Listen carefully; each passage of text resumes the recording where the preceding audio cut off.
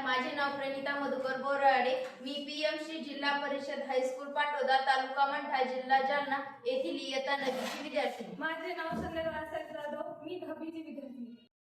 आमची समस्या दृष्टीहीन व्यक्तींना रस्त्यावर चालणे अडथळे, उदाहरणार्थ भिंती, खांब, झाडे, वाहन ओळखणे अवघड जाते.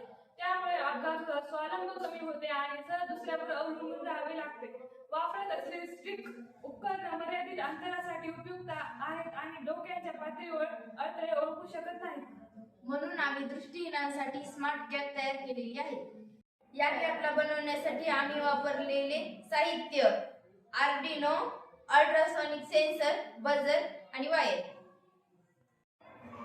आता ही कॅप कसे काम करते हे आपण प्रत्यक्ष बघू.